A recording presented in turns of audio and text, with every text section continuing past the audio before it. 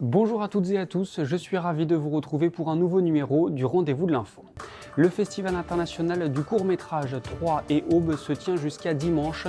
Son directeur, Nicolas Panet, est notre invité. On le retrouve dans quelques instants pour faire le point sur cette 6e édition, durant laquelle 30 films sont en compétition. Direction les Ardennes ensuite et plus précisément Charleville-Mézières. On vous a sélectionné les 10 concerts à ne pas rater cet été lors du Cabaret Vert. Et puis on terminera avec notre séquence quotidienne Moi Président. Mais tout de suite, voici un résumé complet de l'actualité.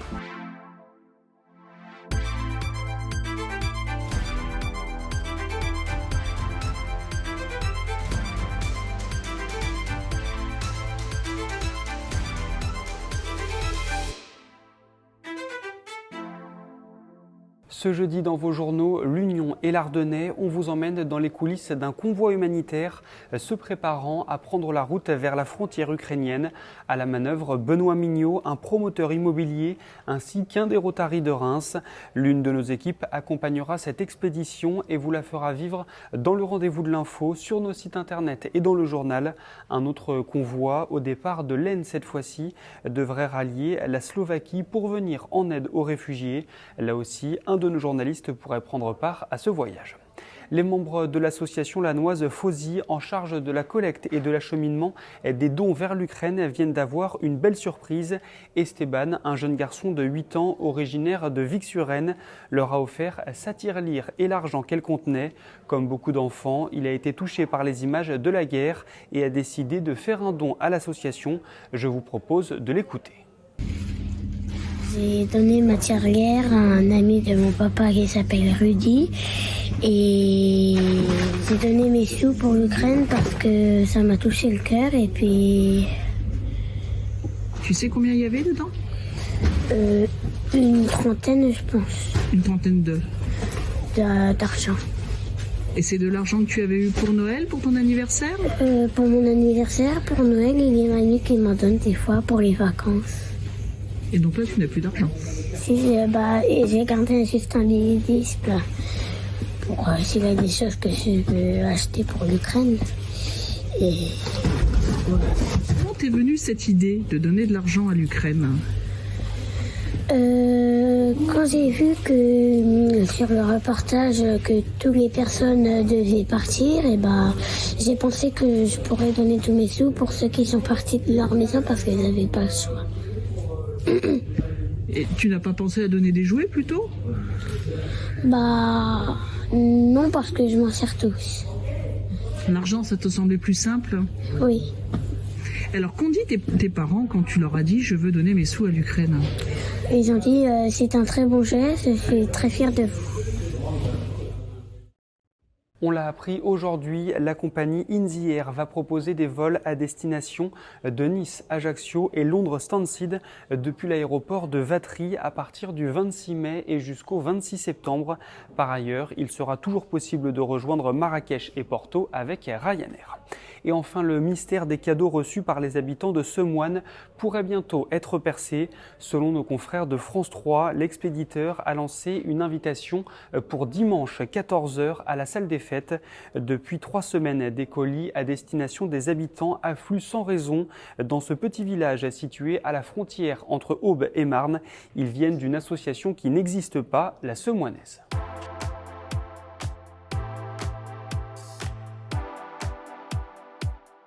60 séances, 100 films venus de 36 pays différents.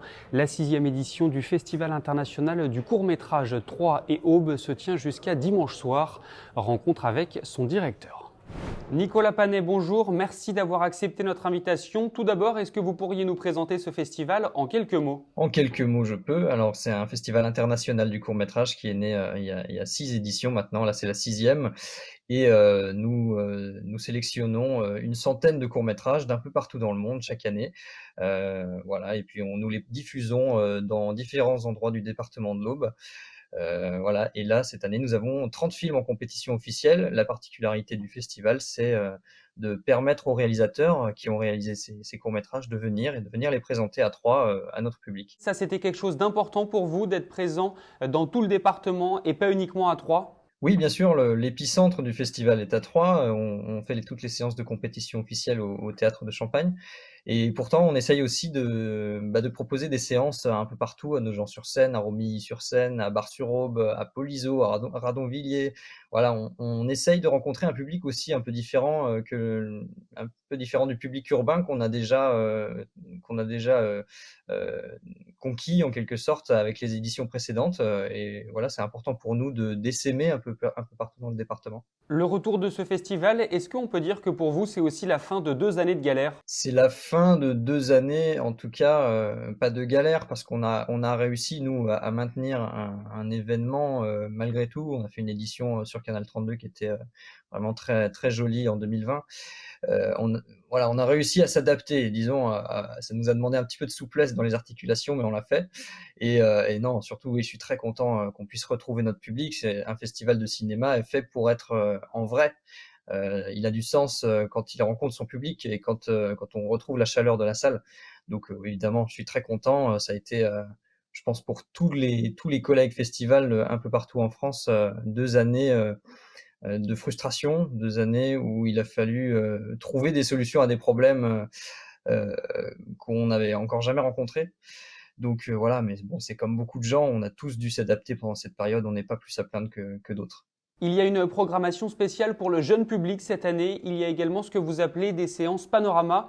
Est-ce que vous pourriez nous en dire quelques mots? Oui, les séances panorama qui ont déjà commencé donc depuis lundi et qui ont pour lieu de diffusion principale La Chapelle-Saint-Luc, mais pas que. On fait aussi des séances panorama, comme je le disais, un peu partout dans le reste du département.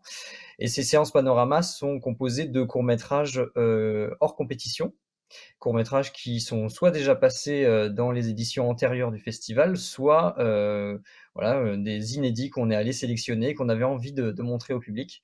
Et ces séances sont organisées autour de thématiques. Alors on a pu découvrir, voilà, un panorama autour du foot hier soir, par exemple, en présence de Benjamin Nivet qui nous a fait le plaisir d'être là. Et puis on va pouvoir découvrir d'autres, thématiques, comme, ce soir un panorama, Mémoire du temps qu'on a composé avec Landra, un panorama psy et puis un panorama César demain soir avec, des courts-métrages qui ont reçu le César du meilleur court-métrage. Et la programmation spéciale jeune public, c'était une volonté de votre part? Oui, bien sûr, c'est vraiment, très important pour nous aussi de faire des séances pour le grand public, mais aussi pour le jeune public parce que, c'est le public de demain, c'est un public qui a besoin aussi de retrouver goût à la salle, après, là aussi 2 années, de privation et quand on a, 3-4 ans, les tout petits à 3-4 ans, ils connaissent pas encore l'expérience de salle. Donc, nous, on fait des séances pour le jeune public dès 3 ans et c'est quelque chose qui est vraiment très important pour nous de pouvoir, déjà, donner le goût du cinéma art et essai, en plus à travers le court-métrage, à un public, tout petit. Concernant la billetterie, comment ça se passe? Je crois savoir notamment que cette année, c'est gratuit à la fois pour le personnel soignant et pour les moins de 25 ans, c'est ça? Oui, absolument. Alors ce qu'on voulait avec cette édition, de retour en salle, c'est, faire un festival démocratique, faire un festival qui parle à tout le monde et qui n'ait pas essayer de faire tomber les barrières, psychologiques qu'il peut y avoir avant de venir, voir un spectacle, d'ailleurs quel qu'il soit en salle. Donc, on a voulu auprès d'un public qui a particulièrement souffert aussi de cette crise du Covid, les jeunes, on a voulu, ben, leur donner, envie, en tout cas leur donner le goût de venir en salle. Donc ça passe là par une politique de gratuité, donc tous les moins de 25 ans sont les bienvenus. Il n'y a pas besoin de billets, ils se présentent à l'entrée et on les fera rentrer. On a des salles suffisamment grandes pour ça. Et puis effectivement, auprès du personnel soignant, on avait envie de marquer le coup après ces 2 années de crise. Tous les personnels des hôpitaux Champagne Sud sont, invités, à venir gratuitement aux séances du festival. Là aussi, pas besoin de tickets ou quoi que ce soit. Ils viennent, ils nous montrent un justificatif professionnel et ça suffira pour entrer en salle. La programmation complète du Cabaret Vert a été dévoilée ce mardi. Nous vous avons sélectionné les 10 concerts incontournables. Regardez.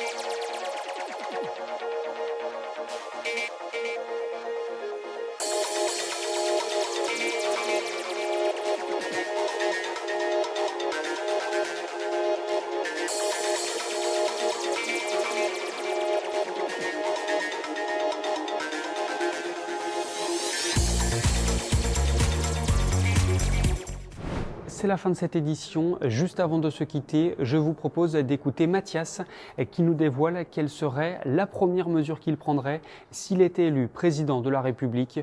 De mon côté, je vous retrouve ce jeudi à partir de 18h pour un nouveau numéro du Rendez-vous de l'Info. Moi, président, je pense que je mettrai en place des mesures pour les jeunes comme une prime adaptée un petit peu à leur niveau de vie pour qu'ils puissent subvenir à leurs besoins les plus importants et aussi avoir du temps, plus de temps à accorder aux loisirs par exemple ou à la culture. Alors, parce que la culture c'est ce qui fait un petit peu l'identité d'un pays et je pense que c'est vraiment primordial et surtout pour les jeunes parce que ça représente un peu le futur.